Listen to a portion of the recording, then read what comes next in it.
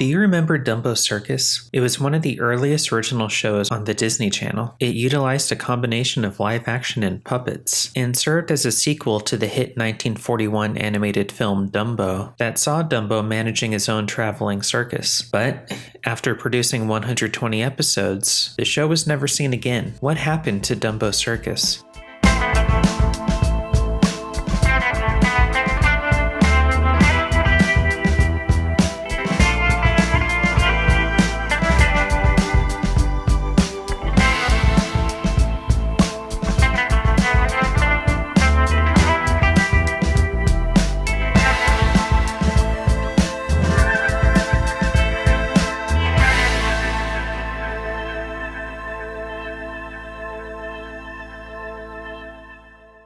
Dumbo Circus was one of the earliest Disney Channel original series, debuting just 2 years after the launch of the Disney Channel in 1983. Good morning. It's Monday, April 18, and this is the new Disney Channel. I'm Ron Miller, president of Walt Disney Productions. Mickey Mouse is here in master control to switch on the largest paid television launch in U.S. history.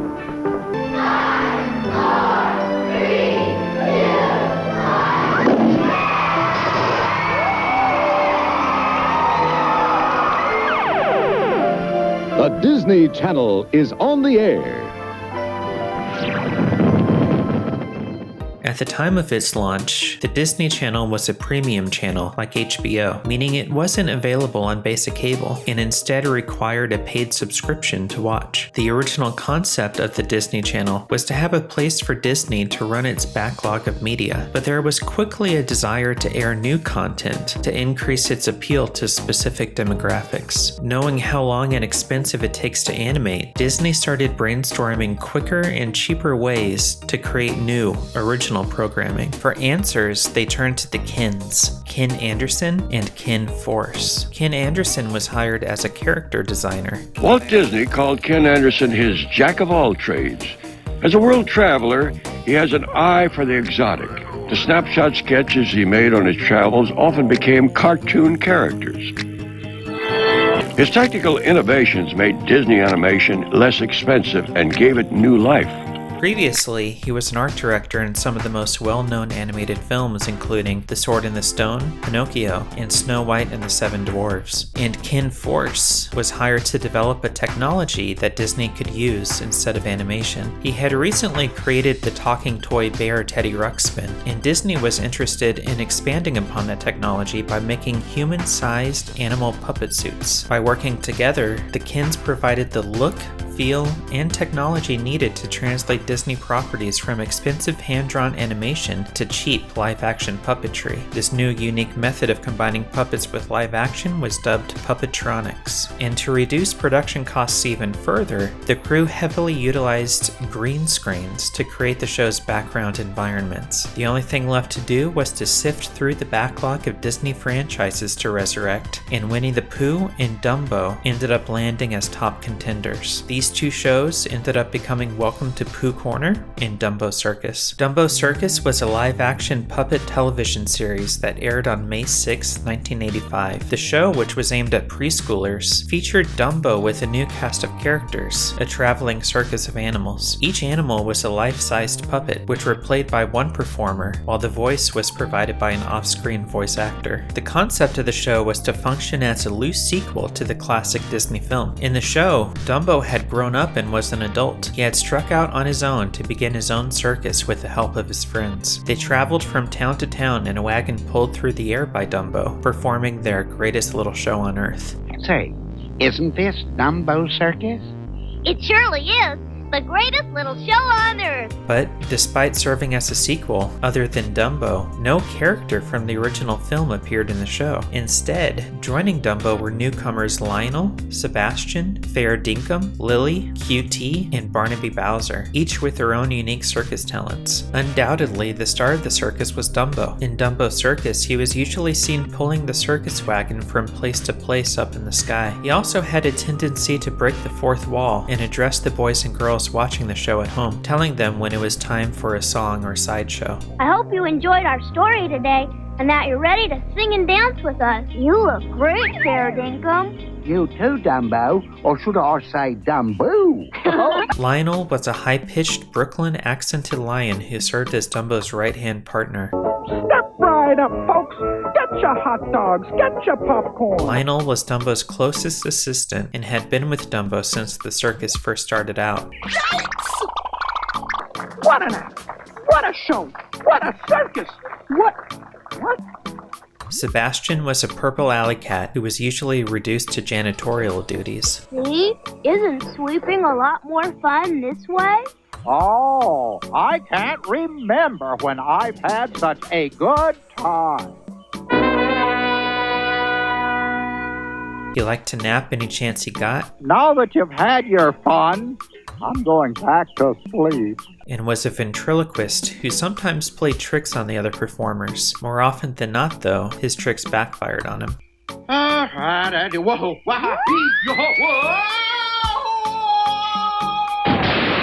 Sebastian had a ventriloquist dummy called Sly with him. Their act usually ended with a frustrated Sebastian putting Sly away in his box, with Sly protesting against it. Okay. I've had enough from you today, dummy. How do I get myself into these things? Oh. Fair Dinkum, also known as Dink for short, was a koala who served as ringmaster of the circus. There are a few things that Dink was afraid of, including heights, which is unfortunate for a flying circus, Wait, I'll get closer. and drowning in water. Oh my, nothing is worth this, not even eucalyptus. Dink being afraid of heights could be considered ironic, as in real life, koalas spend most of their days up in eucalyptus trees. I am not afraid of heights. I am afraid of heights. He was Australian, spoke with an Australian accent, I don't think I like this place. It's scary. and his name came from the Australian phrase Fair Dinkum, which is a general expression meant to describe something that is unquestionably good or excellent. Spooky and dark and scary and... Oh no! Worse luck, mate. Barnaby Bowser was a goofy dog who was the circus clown and amateur magician known as Barnaby the Great, I am Barnaby the Great. who came from a large family of performing dogs. He spoke with a southern accent, You really think it's okay to let go? Sure. We just have to keep an eye on each other. That's all. Well, okay. Oh, what was that? and had a very unusual laugh. Barnaby shared a trait with Rabbit from Welcome to Pooh Corner. Other than being voiced by the same voice actor, they were both magicians. The only difference was that Rabbit's tricks usually worked, where Barnaby's tricks didn't always work out the way he wanted them to. Alakazam, alakazir, move this coin from there to here. So that's heads or tails?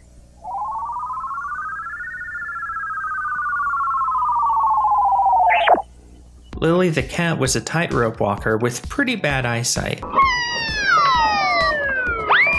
Gee, Lily! Because of her poor vision, she often had to wear glasses to perform certain tasks, but she also wore them as part of a sideshow act, where she got the audience members to recite tongue twisters. Like Barnaby Bowser, Lily also came from a long line of famous relatives, all high wire walkers. Oh, I'm working on it. I'm getting better, though. What's this? QT was a slow-witted but good-natured orangutan. Oh, what you doing, mister? Sorting cantaloupes. What? Cantaloupes. Mighty good crop this year, too. Melons. Who is the resident strongman and calliope player. And this here is my calliope. Come on, I'll show you how it works.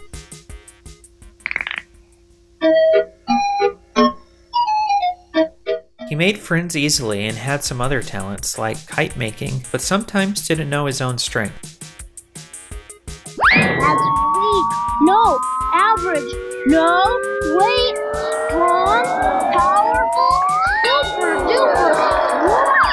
While possibly unintentional, QT's appearance is slightly similar to King Louie from the 1967 film The Jungle Book, though I have a hard time believing this went unnoticed, considering Ken Anderson, the show's character designer, was a screenwriter for The Jungle Book. The idea was to have each episode of Dumbo Circus sparkle with lively tunes and as much color as the circus grand finale, with a sideshow of tricks and jokes capping each episode. Each episode began the same way. During the opening credits, Dumbo would land, and he and his friends would set up the circus. From there, each of the performers would do their acts and interact with whichever guest they had for the episode. Then they would have a sideshow segment where each character would perform a particular talent, which ranged from dancing and singing to telling knock-knock jokes. At the end of the episode, they would pack up and leave for the next town.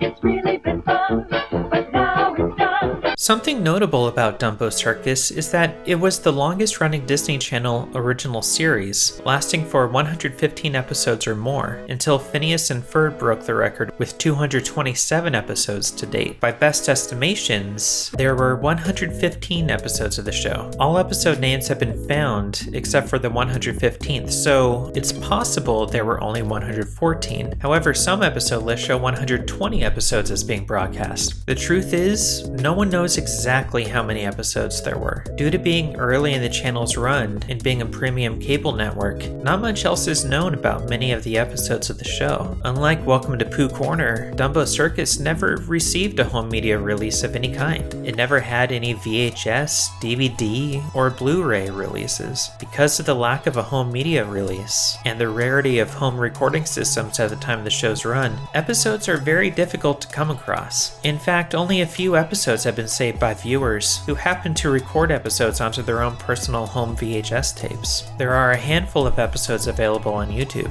but some of those episodes have not been matched with episode titles from any episode list. Since Dumbo Circus didn't display episode titles during the show, people uploading episodes have to guess what the episodes are, if they try to guess at all. Because of all this, a large percentage of the show is considered lost media. As part of my own preservation effort, I've gone ahead and restored a handful of episodes, all the ones that I've been able to find, and made them available on Retrospect TV's Rare Media Archive, link in the description. I will continue searching for more episodes of Dumbo Circus and upload them as they become available. This show has a very interesting example of canon discontinuity. It turns out that Dumbo's lucky feather, in fact, does give him the ability to fly after all, unlike the original film, when it turns out that Dumbo could fly all by himself without the need of the feather. The magic feather was just a game. You can fly. Honest you can. Hurry, open them up. This is illustrated in one episode when Dumbo's feather disappeared and the show couldn't possibly go on without it. Dumbo's magic feather is missing. Oh boy, he won't fly without it. Also, unlike in the movie, Dumbo talks. I'm sorry, Lionel. I just can't fly without my magic feather. Although this might be justified since he's older here, while in the movie he was only a baby. Another interesting break from the canon is the suspiciously similar substitute of Lionel for Timothy Mouse. How do you like that? From the movie. Both are Dumbo's best friends, both have New York accents. Another exciting day at Dumbo Circus. This has gone far enough. And they even dress alike, though Lionel's costume was blue while Timothy's was red. I wouldn't be surprised if Lionel, as a character, was created because Disney couldn't figure out how to make a mouse work as a life-sized human puppet, which at least I personally would have found to be more than a little frightening. You're not really afraid of little me, are you? No? And Lionel is notable for being the very first character to be voiced by Jim Cummings, who you might recognize as the official voice of Winnie the Pooh. I think it goes something like this, but I can only do it for a small smackerel of honey. And Tigger, don't be ridiculous. Tiggers are wonderful things. Their tops are made out of rubber. Their bottoms are made out of springs. You gotta pay for the rest. I'm kidding with you. Lionel holds the distinction of not just being the first Disney character that Jim Cummings voiced, but also for being his first voice acting role in general. As for the show, final episode aired on May 25th, 1986, with reruns continuing until 1997. Many of the show's cast went on to voice characters in the popular Christian radio drama Adventures in Odyssey, and some of the puppets that were used for audience members in the circus were later used for Mother Goose's treasury. And Jim Cummings, the voice of Lionel, has gone on to appear in almost 400 roles, frequently working with the Walt Disney Company and Warner Brothers. Some of the characters I play as a voice actor, all I want you to do is trust in me. Come here, you little write-off. I am Duckwing Duck. Because of the show's age, and it being on a premium channel, it's hard to tell how popular the show was in retrospect. A few people seem to remember it, but for most it's probably buried in the deep recesses of their mind. I visited a few nostalgia forums to understand people's sentiments of the show, and what I found seemed to be overwhelmingly positive, with one person writing, "I used to love this show, and I would love to see it again." Another person wrote, "I have like the faintest memory of the show and the theme song. You know, like when you try to look straight at a star and it fades away, but if you catch it out of the side of your eye, you can see it." And someone else expressing, "I really hope this gets put on Disney Plus. It's the perfect place for it, given a big percentage of it is lost media to the public." Personally, I used to watch Dumbo Circus at my grandparents' house because we didn't have a Disney Channel subscription at home. So I associate this show with their house, and watching the show brings me straight back there, like it's a time machine. I understand this was a show created to earn more money for Disney, but it became part of my early childhood. I associate this show with those precious years of my life, so I can't help it that Disney's intention of never releasing this show feels like they mean to make a piece of my childhood hidden. For me, it brings me back to my experiences with my grandmother, watching her cook while Dumbo Circus played in the background. This is why preservation is important to me. Sometimes it is up to us to save the things that remind us of what it felt like to sit on a stool and make cookies with your grandma. What a pretty face.